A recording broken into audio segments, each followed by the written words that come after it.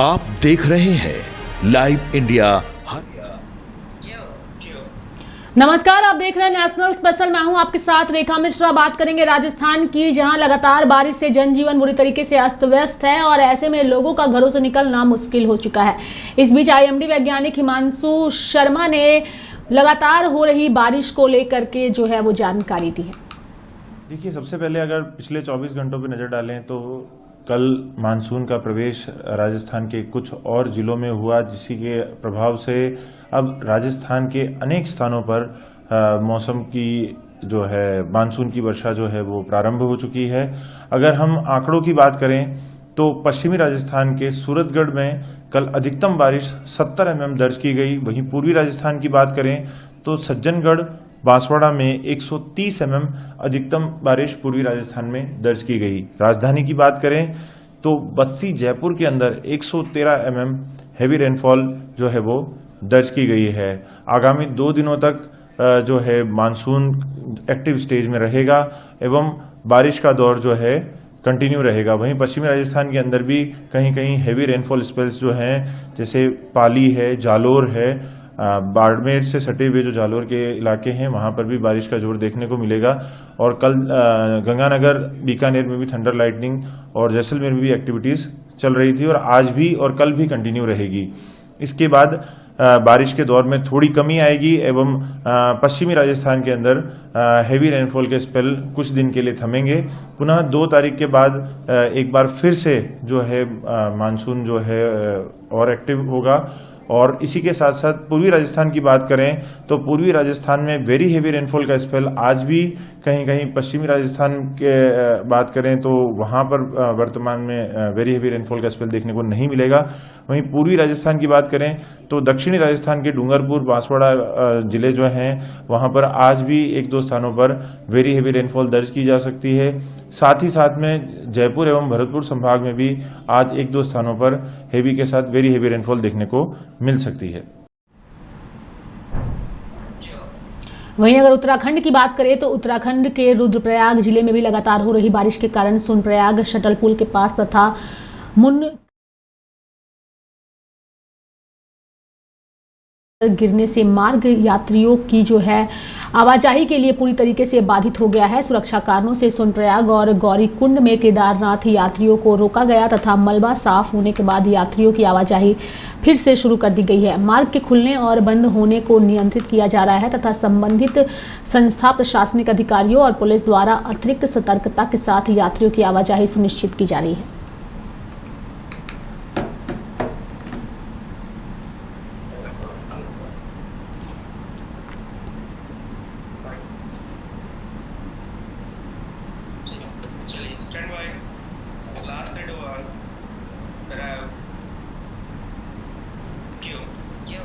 बढ़ेंगे आगे और बात करेंगे आरडी बर्मन की, जिनकी आज जयंती है और उनकी जयंती के मौके पर सभी लोग उन्हें श्रद्धांजलि अर्पित कर रहे हैं। इस बीच आशा भोसले ने भी संगीतकार आरडी बर्मन की जयंती पर उन्हें याद करते हुए उन्हें नमन किया है।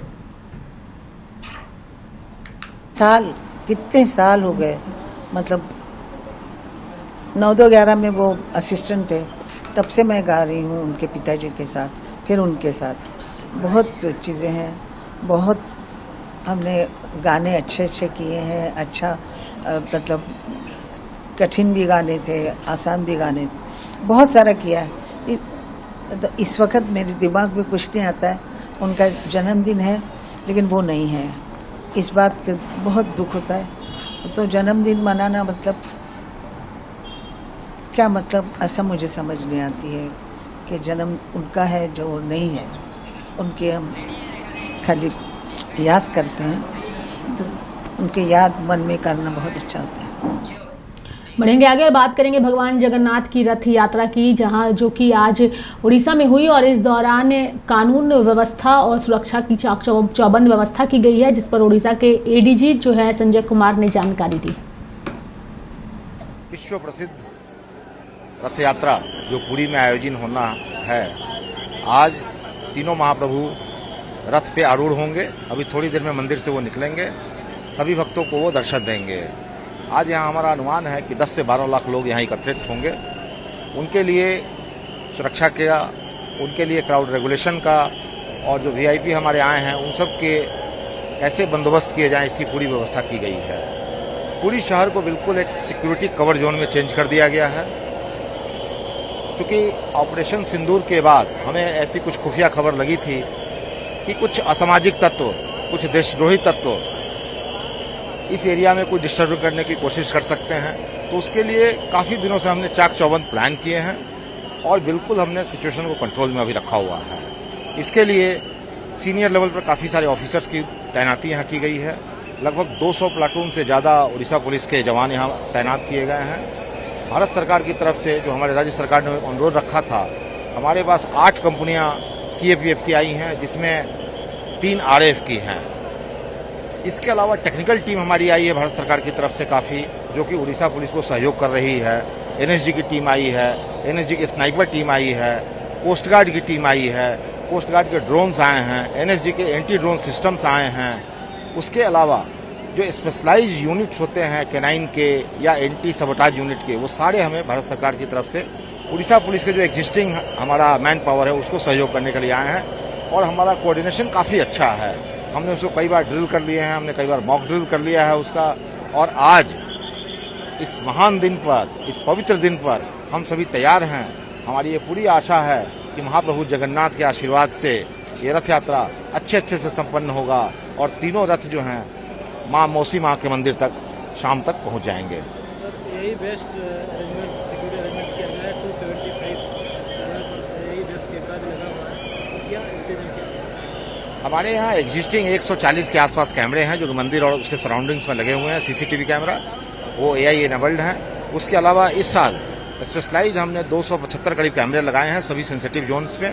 इसका हमने पहले एक सिक्योरिटी ऑडिट किया था, ऑडिट के अनुसार हमने लगाए हैं और वो ऑल आर फंक्शनल। ट्रैफिक का, क्राउड का, पार्किंग का, ये सारी चीज़ें हमें खबर मिल रही है। हमारा जो इंटीग्रेटेड कंट्रोल और कमांड सेंटर जहाँ है उस पर सारी गतिविधियों पर नज़र रखी जा रही है। जितने भी 7 वर्टिकल्स हमारे हैं उन सब की रिपोर्टिंग वहाँ हो रही है और जितने भी इंफॉर्मेशन है ज़रूरत के, वो सीनियर ऑफिसर से लेकर के the person on the ground सबको ये खबर दी जा रही है और अकॉर्डिंगली सब लोग अपने अपने काम पे लगे हैं। बढ़ेंगे आगे और बात करेंगे कांग्रेस नेता जयराम रमेश की, जिन्होंने एक बार फिर से प्रधानमंत्री नरेंद्र मोदी पर हमला बोला है और इसके साथ ही पीएम मोदी पर सवाल उठाते हुए उन्होंने कहा है कि काफ़ी अजीब स्थिति है कि हमारा लोकतंत्र, संसद, राजनीतिक दलों का अपमान है कि प्रधानमंत्री नरेंद्र मोदी को बार बार बोलने के बावजूद सर्वदलीय बैठक वो नहीं बुलाते ऑपरेशन सिंदूर पर। क्या हम लोग ऐसे लोकतंत्र बन गए हैं? पार्लियामेंट का नजरअंदाज है, राजनीतिक पार्टियों, सर्वदलीय बैठकों का नजरअंदाज हो रहा है, प्रधानमंत्री मौन व्रत नहीं छोड़ते और हमें सुनना पड़ता है, पढ़ना पड़ता है। वॉशिंगटन से आते हैं जो निर्णय ऑपरेशन सिंदूर के बारे में, व्यापार समझौता के बारे में, हमें सुनना पड़ता है राष्ट्रपति ट्रंप के मुंह से। ये बड़ी अजीब सी स्थिति है। ये हमारे लोकतंत्र पर अपमान है, पार्लियामेंट पर अपमान है, राजनीतिक पार्टियों पर अपमान है। प्रधानमंत्री क्यों नहीं पार्टियों को विश्वास में लेते? प्रधानमंत्री क्यों नहीं सर्वदलीय बैठक बुलाते? और ये व्यापार समझौते को लेकर इसके पीछे राज क्या व्यापार समझौता है? आपने क्या निर्णय लिया है?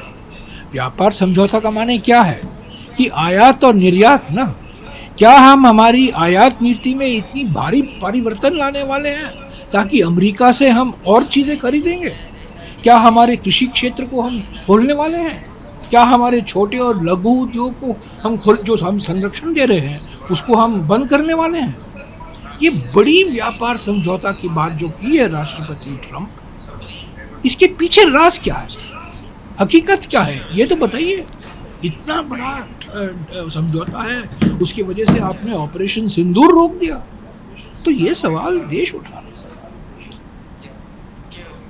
बढ़ेंगे आगे और बात करेंगे जम्मू कश्मीर की, जहां लखनपुर से बनिहाल तक पूरे इलाके में बहुस्तरीय सुरक्षा व्यवस्था जो है वो कायम की गई है, जिसको लेकर के जम्मू जोन आईजीपी भीमसेन टूटी ने जानकारी दी है।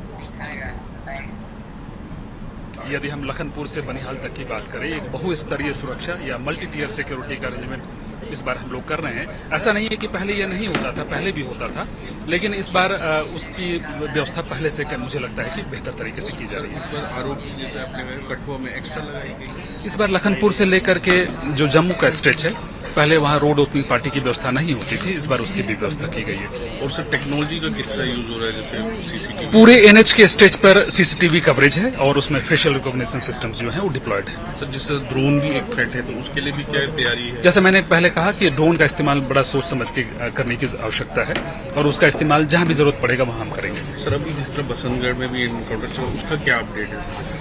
बसंतगढ़ में ये एनकाउंटर कल से चल रहा है। 4 आतंकवादी थे, जिसमें से एक को हम लोगों ने कल ही न्यूट्रलाइज किया, बाकी 3 की तलाश आज जारी है। सर अमरनाथ यात्रा पे सर कितना टोटल जो कंपनीज हैं, कितना रेवेन्यू? तकरीबन 183 कंपनी हम लोगों ने डिप्लॉय किया है पूरी व्यवस्था में, पूरे जम्मू जोन में। बढ़ेंगे आगे, बात करेंगे सोनमर्ग के बालटाल की, जहां पर यात्रियों की सुरक्षा व्यवस्था को लेकर के पुख्ता इंतजाम किए गए हैं। तीर्थयात्रियों की यात्रा सुखद, आसान और सुगम बनाने के लिए जो है वो व्यापक इंतजाम किए गए हैं, जिसको लेकर के आईजीपी कश्मीर वीके बिरदी ने जानकारी दी है। देखिए, दोनों ट्रैक्स जो हैं उसको बराबरी की जो सुरक्षा इंतजाम किए गए हैं। जैसा आपने बोला कि दोनों ट्रैक्स की एक अपनी अहमियत और महत्ता है, तो उसके लिहाज से बाल्टल कैंप भी जो है, बाल्टल एक्सिस है, वो भी उसी प्रकार से हम लोगों ने उसके जो विस्तृत सुरक्षा इंतजाम करे हैं काफ़ी डेप्थ में, ताकि आने वाले जो श्रद्धालु हैं, यात्री हैं, उस एक्सिस से भी जाते हैं तो भी उनकी जो यात्रा है सुगम, सरल एवं सुरक्षामय हो। कुछ गाइडलाइंस है आम लोगों के लिए या जो इसके साथ जुड़े हुए लोग हैं, घोड़े वाले वगैरह, उनके लिए कोई रिस्ट्रिक्शन तो नहीं है पर्टिकुलर पीरियड तक उनको वहां पहुंचना है, या क्योंकि हमारे यहाँ कॉन्वॉय भी जब आती है उस वक्त थोड़ा सा हॉल्ट करना पड़ता है? देखिए, उसके रिलेटेड जो है अपने जो रिस्पेक्टिव डिपार्टमेंट्स हैं जो उनको डील करते हैं, उनकी जो दिशा निर्देश है वो उनको कन्वे कर दिए गए हैं। और बाकी चीज़ जो आपकी जरिए मैं बोलना चाहूँगा कि ज़्यादा से ज़्यादा यात्री जो मेन कॉन्वॉयज़ होते हैं उसी के साथ संलग्न होके आएँ, ताकि वो अपनी यात्रा जो है सरल एवं सुगम तरीके से कर सकें। इसके अलावा एक हमारा जो ट्रैफिक विंग है वो सही समय पे जो है ट्रैफिक एडवाइजरीज भी जारी करेगा, जो कि ट्रैफिक एडवाइजरीज कुछ कट ऑफ टाइमिंग से रिलेटेड होते हैं, ताकि यात्री जो आ रहे हैं, जो हाईवे पे चल रहे हैं व्हीकल्स, और वो उनकी एक कट ऑफ टाइमिंग मुहैया की जाती है, ताकि वो उसी टाइम जो विंडो में है अपना जो ट्रैवल करें। तो लिहाजा मेरी आपकी वसादत से दरखास्त रहेगी लोगों से, यात्रियों से, जब भी इस तरफ यात्रा के लिए आएंगे तो वो ट्रैफिक एडवाइजरीज को जरूर देखें, ताकि उनको किसी भी प्रकार की असुविधा का सामना न करना पड़े। बिल्कुल, ये पूरे जो यात्रा से रिलेटेड है, जो कि दोनों रूट्स को कवर। उत्तर प्रदेश सरकार के मंत्री ओम प्रकाश राजभर ने जो है अखिलेश यादव पर हमला बोला है और कहा है कि अखिलेश यादव जो हैं, उनकी पार्टी में जो मुस्लिम नेता है, उनकी पार्टी में वे सभी गुलाम हैं। अगर ऐसा नहीं है तो वो आने वाले उत्तर प्रदेश विधानसभा चुनाव में मुस्लिम नेता को मुख्यमंत्री का चेहरा घोषित करके दिखाएं। इस बार 27 में अगर सरकार बनती है तो किसी मुसलमान के बेटा को साइकिल चलवा दो, आप थोड़ा कैरियर पे बैठो, कुछ दूर चलो, तब न समझ में आएगा कि कैरियर पे बैठने का क्या आनंद आता है। तो 27 के चुनाव में किसी मुसलमान के बेटा को मुख्यमंत्री घोषित करें कि अब सरकार बनती है तो हम किसी भी मुसलमान के बेटा को मुख्यमंत्री बनाएंगे, नहीं तो खाली गुलाम बना के रखेंगे। ये बात तो मैं खुलेआम कहता हूं। आज मैं तो कहता हूं कि जो मुसलमान लीडर उनके पार्टी में हैं वो गुलाम हैं, वो लोडर बन के बैठे हैं, वो अपने हक की बात नहीं करते हैं। उनको अपने हक के हिस्सेदारी की बात करनी चाहिए। अगर समाज में कहीं जुल्म जाति अन्य अत्याचार हो रहा है तो उनके साथ समाजवादी पार्टी के लोगों को खड़ा होना चाहिए। लेकिन ये चले जाएंगे कहां? जेल में, आजमगढ़, रमाकांत यादव से मिलने, लेकिन आजम खान जेल में बंद है, वहां नहीं जाएंगे इस नाते वो मुसलमान है। कोई देवरिया चले जाएंगे, यादव के साथ घटना होती तो वहां चले जाएंगे क्योंकि वो यादव हैं। लेकिन वहीं जब संभल में घटना होती है, आपके मुरादाबाद घटना होती है, या कि कहीं भी मुसलमान के साथ घटना होती है, तब अखिलेश यादव जी के पास न टाइम है न उनके पास सोच है कि हम वहां भी जाएं उनके दरवाजे पर। तो ये मुसलमानों को गुलाम बना करके रखना चाहते हैं। और संविधान कहता है कि सबको बराबरी का अधिकार है। 20% आबादी मुसलमान की और 7% यादव, 4 बार मुख्यमंत्री 20% वाले को गुलाम बना के रखे हो। दो एक बार पावर उसको।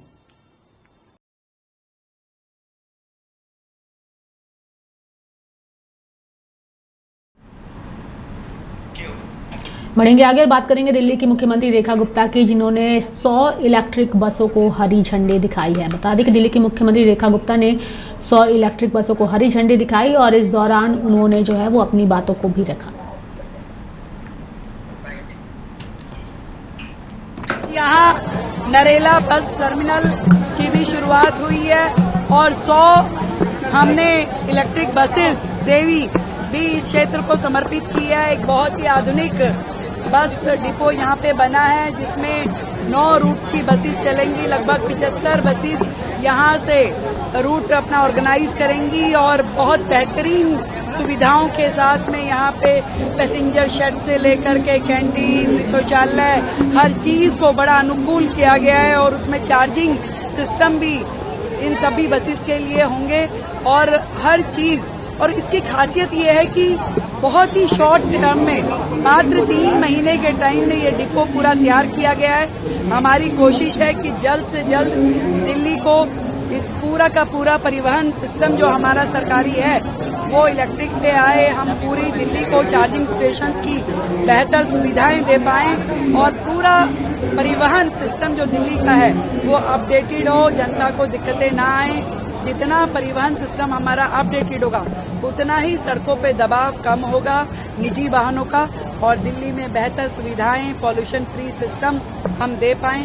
तो मुझे खुशी है कि ये जो डीटीसी विभाग को पूरी तरीके से डंप कर दिया गया था, जिस तरीके से बसों की शॉर्टेज थी, रूट रैशनलाइजेशन नहीं थी और जहां जहां रूट्स की जरूरत थी वहां पे बसें पहुंच नहीं पा रही थी, धीरे धीरे सारी व्यवस्थाओं को हम पटरी पे लेके आ पा रहे हैं। हर प्रकार की बसों को दोबारा से चलाने की योजनाएं बनाई जा रही हैं। कर्मचारियों से पूरा काम लेने के लिए सारी काम किए जा रहे हैं और रूट भी इस प्रकार से हों कि जनता की पूरी जरूरतें हम कर सकें, उस पर काम हो रहा है। क्या खास वजह है कि बसों का रंग हरे से ऑरेंज जो है वो किया? दिल्ली रंग बिरंगी है, अनेक रंगों का उपयोग होना चाहिए। उसमें कोई ऐसा किसी किताब में नहीं लिखा कि एक ही रंग की चलानी है। तो ये भी एक्सपेरिमेंट है कि कुछ हरी कुछ ऑरेंज, ऐसे दिल्ली रंग बिरंगी रंगों में। आज इतने सारे राज्य दिल्ली में रहते हैं, हर एक के अपने रंग है। आज भगवान प्रभु जगन्नाथ जी की रथ यात्रा का दिन है। हमने प्रभु को ये समर्पित कर दी है। पीला रंग, ऑरेंज रंग सब प्रभु के रंग है। हाँ, ये प्रश्न है। तो अगले रंग का इंतजार हो सकता है और इन्हीं रंगों को भी चलाया जा सकता है। बहुत बहुत महिला ड्राइवर्स जो है आपके सामने से ये गाड़ियां लेकर गई हैं, देवी बसेस, महिला ड्राइवर्स, कैसे आप सभी? मैं बड़ी खुश हूँ कि दिल्ली की बसें, इलेक्ट्रिक व्हीकल, देवी बसें और उनको देवियों ने जो चलाया और एक महिला मुख्यमंत्री ने हरी झंडी दिखाई। ये महिला सशक्तिकरण का देश में एक अलग अध्याय जो खुला है, ये मैं देश के प्रधानमंत्री नरेंद्र मोदी जी का धन्यवाद देती हूँ। और हम सबको पूरी व्यवस्थाओं में महिलाओं की सहभागिता से लेकर के सशक्तिकरण तक उन्हें जोड़ना होगा। उनके द्वारा चलाई जा रही बसेस एक तरीके से सशक्तिकरण, एम्पावरमेंट की निशानी है और मैं चाहूंगी कि हमारे इस बस बेड़े में अधिक से अधिक महिला ड्राइवर जुड़े। बढ़ेंगे आगे और बात करेंगे विदेश मंत्री एस जयशंकर की, जिन्होंने आपातकाल के 50 साल पूरे होने पर अपनी प्रतिक्रिया व्यक्त की है। 77 में मैंने यूपीएससी एग्ज़ाम पास किया और मैं विदेश सेवा में अफसर बना। तो मेरे पहले जो सीनियर लोग जो थे वो उस समय भारत के अलग अलग राजदूतावासों में थे और हम उन लोगों से सुनते थे कि दुनिया में इमरजेंसी को डिफेंड करना कितना कठिन था, भारत की कितनी आलोचना होती थी कि हमारा इमेज जो था दुनिया में, क्योंकि माने दुनिया मानती है Bharat, India mother of democracy, सब दुनिया की सबसे बड़ी डेमोक्रेसी, सबसे ओल्डेस्ट डेमोक्रेसी। जब बड़ी डेमोक्रेसी, ओल्डेस्ट डेमोक्रेसी, वहाँ संविधान की हत्या होती, जहाँ डेमोक्रेसी की हत्या होती, तो आप सोचिए कि आप इंडिया के एम्बेसडर हैं या डिप्लोमेट हैं, आपकी स्थिति क्या है? आप किस मुंह से आप भारत को डिफेंड करेंगे, कैसा इमेज बनाएंगे? ये हम लोग सुनते थे अपने सीनियर लोग से उस समय। और इंटरेस्टिंग बात यह है कि इमरजेंसी के बाद भी आप जानते हैं 77 में चुनाव हुआ, जनता सरकार आई,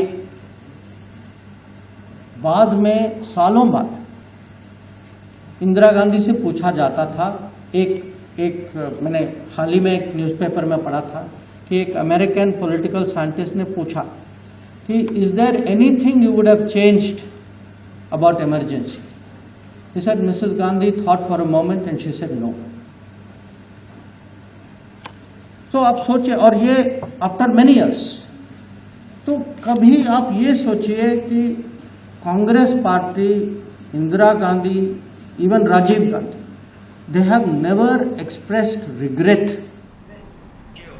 बढ़ेंगे आगे और बात करेंगे भोपाल की, जहां हाल में ही में पुलिस महानिदेशक ने अपराधों और कानून व्यवस्था को लेकर और महिलाओं की सुरक्षा को लेकर एक महत्वपूर्ण बैठक बुलाई, जिसको लेकर के पुलिस आयुक्त भोपाल हरिनारायण चारी मिश्रा ने जो है वो जानकारी दी। हाल ही में पुलिस महानिदेशक महोदय ने अपराधों को लेकर के, कानून व्यवस्था को लेकर के एक समीक्षा बैठक रखी थी।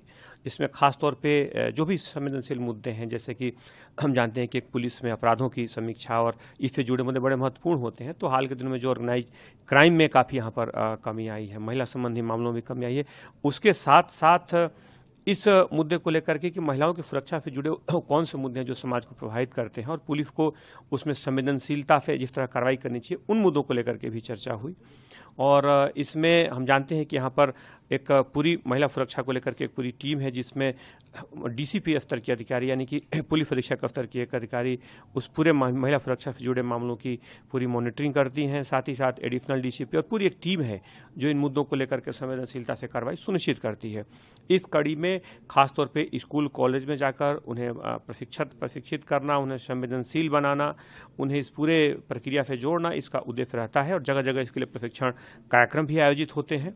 इसमें खासतौर पे स्कूल कॉलेजेस के प्रबंधन को भी जोड़ा जाता है। इसमें परिजनों से भी संवाद किया जाता है, ताकि कई ऐसे मुद्दे होते हैं जो सिर्फ परिजनों के संज्ञान में आते हैं, कई ऐसे शिकायतें होती हैं जो सिर्फ स्कूल प्रबंधन तक ही आ पाती हैं। तो इसलिए आवश्यक है कि हर व्यक्ति संवेदनशीलता से काम करे और महिला अपराधों को लेकर के जीरो टॉलरेंस पर कार्रवाई हो, इन मुद्दों को लेकर के चर्चा हो। सर, स्कूल कॉलेज में जिस तरह शुरू हो रहे हैं या चलाए जाएंगे, तो आपको लगता है उसके बाद से लव जिहाद जैसी घटनाओं में कमी आएगी? महिला सुरक्षा से जुड़ा हुआ कोई भी मुद्दा हो या महिलाओं के शोषण से जुड़ा कोई भी बिंदु हो, उतना ही महत्वपूर्ण है और पुलिस उसको लेकर के समान रूप से संवेदनशील है। इसलिए उसका स्वरूप कुछ भी हो, उसके शोषण का तरीका कुछ भी हो, लेकिन अगर महिला सुरक्षा से जुड़ा कोई भी मुद्दा आता है तो पुलिस उसको संवेदनशीलता से कार्रवाई सुनिश्चित करती है। सर, भोपाल में एक रेप मामला सामने है, क्या कुछ? उसमें एक मामला संज्ञान में आया था। पुलिस ने तत्परता से कार्रवाई की और सभी आरोपियों को तत्काल गिरफ्तार कर लिया है। भगवान जगन्नाथ की रथ यात्रा को लेकर आम लोगों में तो उत्साह है ही, और खास लोगों में भी उत्साह है, यानी कि राजनीतिक दलों के नेताओं में भी खासा उत्साह नजर आ रहा है। इस बीच संबित पात्रा ने भी भगवान जगन्नाथ रथ यात्रा को लेकर के अपनी बातों को रखा है। देखिए, आज पवित्र रथ यात्रा है महाप्रभु श्री जगन्नाथ जी का पूरी धाम में। अनंत कोटि वर्षों से ये मान्यता है कि महाप्रभु जगन्नाथ, महाप्रभु विष्णु स्वयं यहाँ शयन करते हैं, निवास करते हैं। यहीं से अनंत कोटि ब्रह्मांड को वो संचालित करते हैं। अपने भाई, अपने बहन सुदर्शन चक्र और माँ लक्ष्मी के साथ वो यहाँ विराजित है।